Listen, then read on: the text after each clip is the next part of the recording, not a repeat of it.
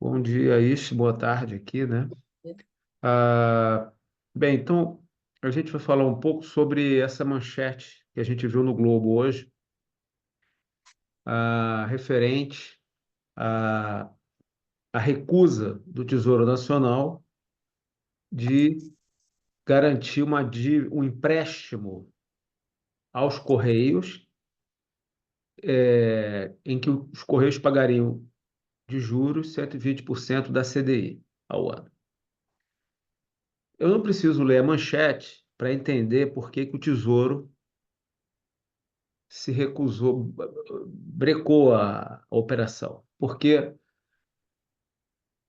o Tesouro provavelmente sabe, Tesouro Nacional, que tem obrigações, quer dizer, tem um orçamento e, na verdade, já trabalha com déficit, eles têm que conter gastos o tempo todo, né? Porque a dívida pública no Brasil já é um problema, o orçamento público está sempre deficitário, então eles não podem, digamos, jogar dinheiro fora, Ficar gastando dinheiro. né? É, E a questão dos Correios é que é uma empresa estatal,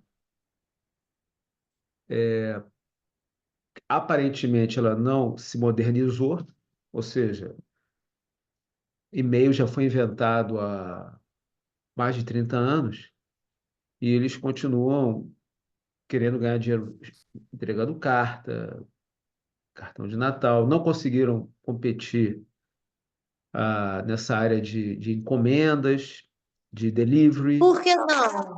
Por causa das transportadoras privadas? Eu não conheço direito a história dos Correios, mas o que eu sei de uma estatal como os Correios é que não há incentivo para eles inovarem. A inovação só vem com a necessidade, com a competição. Se eles não têm competição e são estatal, em que eles podem pegar um empréstimo e o Tesouro garantir e eles não pagarem e ficar por isso mesmo, eles podem, por exemplo, acho que no ano passado, dar prejuízo. Então não existe incentivo para eles inovarem, não existe incentivo para eles pagarem uma dívida, não existe incentivo para eles darem lucro, não existe incentivo para eles demitirem funcionários que não servem mais, né? É. Ou seja, uma empresa dessa, por isso o Tesouro não vai emprestar, provavelmente não vai garantir, porque ele sabe que a probabilidade dos Correios não pagarem essa dívida é enorme, porque mesmo que eles não paguem a dívida, não vão quebrar, você entendeu? Não vão entrar em nenhuma situação Então, complicada. E os administradores provavelmente não vai acontecer nada com eles, ou seja, eles não têm skin in the game, né? Ou seja, eles não vão perder, né? eles não têm nada a perder. Eles vão continuar pagando provavelmente os bônus deles, os salários vão continuar a entrar. Eles não são donos dos Correios, não vão perder nada. Por exemplo, lembra o Ike? O Ike tinha Aham, skin in the game, entendeu? é. Correio não. Então, por isso que eu não emprestaria um centavo ao Correio, né? Aparentemente, nem o próprio governo está querendo acreditar nos Correios. Então é isso, né? Não é? Então, Mas eu não entendi. Então, por que o Tesouro não quer emprestar dinheiro para os Correios? Ele não, se você investir nos Correios, ele não é garantido pelo Fundo Garantidor de Crédito. não, claro que Se não. perder, perdeu. Não, porque aquilo ali, veja bem, o Fundo Garantidor de Crédito, ele garante depósitos que ele é feito para o seguinte, para evitar uma corrida dos depositantes ao sistema bancário, tá? Então, por exemplo, suponhamos que haja algum tipo de pânico no mercado de que o Itaú vai quebrar. Aí você tem uma Aham. corrida aos bancos, ao Itaú, aí de repente esse boato também se espalha que é o Bradesco, também vai quebrar. Então você tem uma corrida geral a bancos e é aí que eles quebram mesmo, porque nenhum banco guarda 100% do valor dos depósitos que eles recebem. Eles têm um percentual que é definido por lei, não sei se você sabia. O resto, Não. eles emprestam. Então nenhum banco, se todos os depositantes do banco resolver ao mesmo tempo pedir seu dinheiro de volta, o banco não tem. Nenhum banco no mundo tem, tá? Nenhum banco. Eles emprestam. Na verdade, eles emprestam, aí depende da regulação do Banco Central, né? Eles emprestam não só o percentual dos depósitos, eles emprestam mais do que os depósitos. Eles, na verdade, o banco cria dinheiro.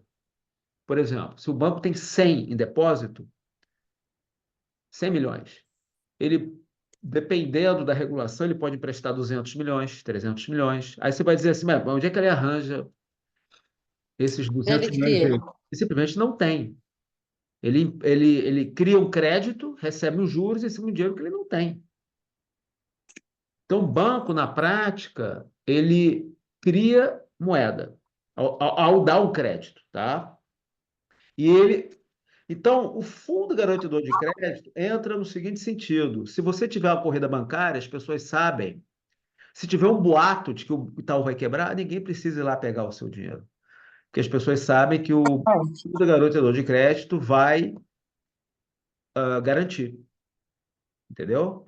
Então, o fundo, todo mundo, a maioria dos países do mundo tem um fundo com essa característica, né? Para evitar uma. Tem algo para garantir. É. Então, por exemplo, o CDB é como se fosse um depósito remunerado, por isso que também é coberto pelo Fundo Garantidor de Crédito. Mas o Fundo Garantidor de Crédito não cobra empréstimo, entendeu? E não cobra empréstimo. Então, por exemplo, porque aí, se o Fundo Garantidor de Crédito, se você for ao Bradesco, você, e pedir um dinheiro ao Bradesco e não pagar, o Fundo Garantidor de Crédito não vai pagar ao Bradesco o dinheiro que você não pagou ao Bradesco. O Não. Bradesco vai ficar sem ver esse dinheiro, que na verdade na verdade ele emprestou para você, mas é um dinheiro que ele não tinha, então também não é o fim do mundo para ele. Então todo banco tem um fundo de contingência que ele já sabe que vai ter aí inadimplência 10, 15, 20%, né? Ah, e, por outro lado, você vai ter o nome sujo na praça, porque não pagou empréstimo, aí depende do país. Pode ser preso. Na Roma Antiga, você, se não pagasse o empréstimo, você era vendido como escravo, né? Você e sua família inteira. Né? É, Então, mas o depois. Brasil não prende por dívida, né? Então, Não, o Brasil não. O Brasil é bem light com dívida. Por isso, até é uma das razões, essa legislação brasileira, bastante leve em termos de penalidade a quem deve, é uma das razões dos juros serem muito altos. Porque como você tem pouca penalidade para quem não paga empréstimo ou cartão de crédito, que é uma dívida, se qualquer. você tem uma inadimplência muito alta. Havendo uma inadimplência muito alta, os juros têm que ser altos para compensar o risco. Além da inadimplência ser alta, lembra quando a gente falou da chamada recuperação de crédito? Como você não tem punição muito para a empresa que não paga, porque ela entra em recuperação judicial, né? É, a Ah, Avianca, que nunca me pagou. isso. Então, a recuperação de crédito é muito baixa. É uma das mais baixas do mundo. Por isso, os juros são altos. Porque o risco sendo muito alto para emprestar, o banco tem um risco muito alto. Que ele te empresta, Sim. se você não quiser pagar, não vai acontecer nada com você, em geral. Então, é um risco alto. Se você for, Então não vai ficar sujo depois de 5 anos, limpa. aí fica sujo, aí, mas não, se você fosse vendido como escravo e a sua família também, você ia pensar duas vezes antes, você entendeu? De, de, de- Certamente. ou então, por exemplo, se você tivesse as suas propriedades confiscadas para pagar a dívida, ou, por exemplo, se você tivesse o seu salário confiscado, por que que você tem, por exemplo, o crédito consignado? Você sabe o que é o crédito consignado? Quando descontam direto seu salário, não é? Aí os juros é muito menor. Por quê? Porque desconta direto seu salário. Exatamente. Aí o banco pode, o risco é muito menor para o banco. Então aí ele cobra um juro menor. Você entendeu a lógica? Agora, quando você Sim. o próprio Tesouro Nacional, que é o governo, não acreditando numa estatal, você já vê, Que é merda. claro, claro. Ou seja, é uma área do governo que não acredita na outra. É o governo acreditando no próprio governo. Você entendeu? Talvez. É. Então você já vê que o Correio não está afim de pagar, não vai pagar. Aí a gente entra na questão do JP Morgan, que um dos maiores banqueiros da história, foi um banqueiro americano do final do século XIX, início do século XX. Na época dele, inclusive, nos Estados Unidos, acho que em nenhum lugar do mundo havia fundo garantidor de crédito. Não havia, né? Na verdade, nos Estados Unidos, nessa época, no início do século XX, nem Banco Central havia. Então, quando houve um pânico, um ou outro banco, em 1907, por exemplo, quando houve pânico de que um ou outro banco quebrou, aí todo mundo correu para pegar os seus depósitos lá em Nova York, né?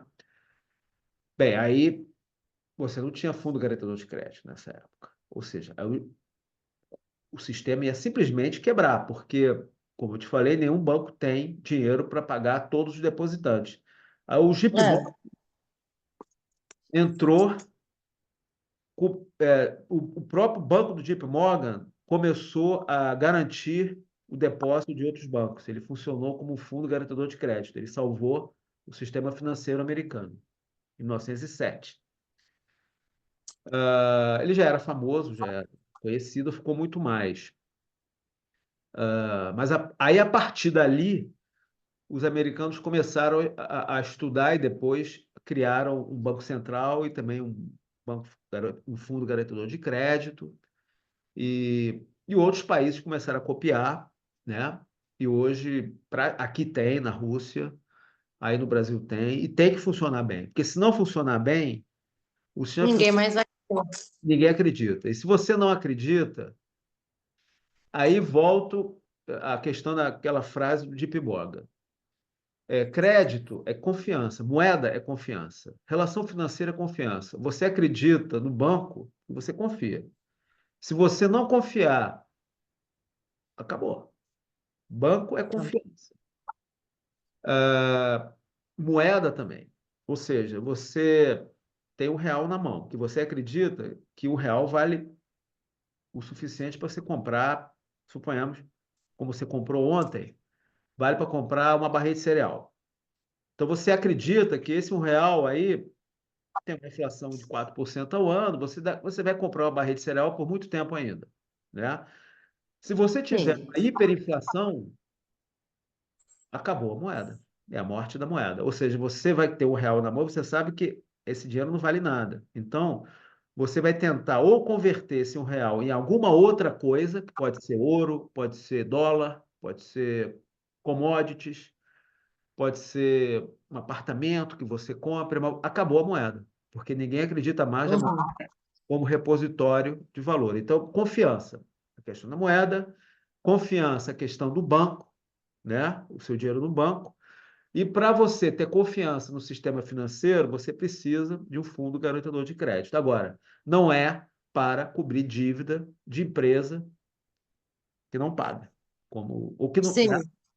né? Senão você criaria Não, uma outra coisa. Se você tiver uma situação como Correios, que é um caso muito interessante, que o Correios não vai quebrar, que é uma estatal, ele sabe que não vai quebrar, mesmo que ele não pague a dívida, mesmo que ele não seja eficiente, mesmo que ele não dê lucro. Então, o que acontece com o Correio? Ele tem uma coisa chamada moral hazard. Ele pode fazer besteira, pode tomar riscos desnecessários, sabe que não vai acontecer nada com ele, né? É uma coisa expressão. estranha, né? É aquela frase, é o seguinte: não existe capitalismo, não existe catolicismo sem pecado, sem inferno e sem céu, certo? Não existe capitalismo sem falência. Pior que é. É. Que a falência limpa o sistema das mais empresas, dos mais empresários. Se você, como uma estatal que não entra em falência, corra longe, porque aquela empresa ali, ela é um ovo, uma maçã podre e que está continuando ali porque ela não entrou em falência. Você entendeu? É, E por isso o próprio Tesouro não vai, ó, não, né? É isso. gente, Não é interessante? é. Não, e cara, mas não sabia disso. Que eu sabia que os Correios estão mal das pernas já tem um tempão. Mas que nem o Tesouro Nacional quer emprestar dinheiro para ele, eu não sabia. Garantir, claro, que é garantir, que na prática ele sabe que ele vai ter que pagar a dívida ao banco, né? E o banco não vai emprestar para o Correios. O banco só quer emprestar se o Tesouro Nacional garantir. Sim. Aí até eu Caramba. empresto. Se o Tesouro Nacional me garantir, eu também empresto para o Correios. Ah, É porque é fácil. Se eu tiver uma garantia do Tesouro Nacional, eu empresto para qualquer pessoa, porque qualquer banco vai me dar o dinheiro para eu emprestar. Você entendeu? sim.